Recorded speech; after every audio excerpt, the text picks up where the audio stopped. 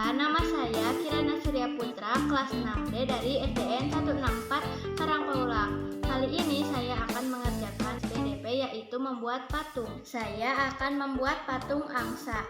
Adapun alat dan bahan: tanah liat, cat air, kuas, tusuk gigi, dan palet.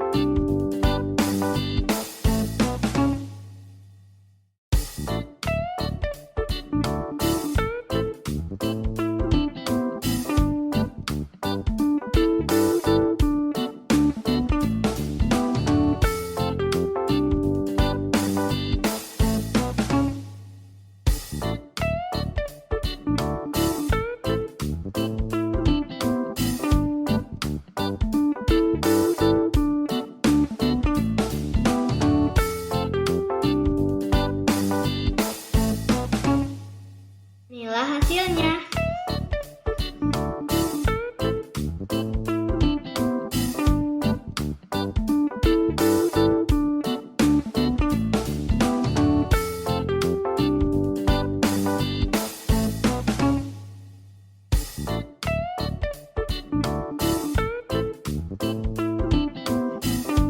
Patung angsa merupakan salah satu contoh jenis patung figuratif. Patung figuratif yaitu patung yang merupakan tiruan alam. Contohnya seperti manusia, binatang, dan tumbuhan. Sekian dari saya, semoga bermanfaat. Terima kasih. Assalamualaikum warahmatullahi wabarakatuh.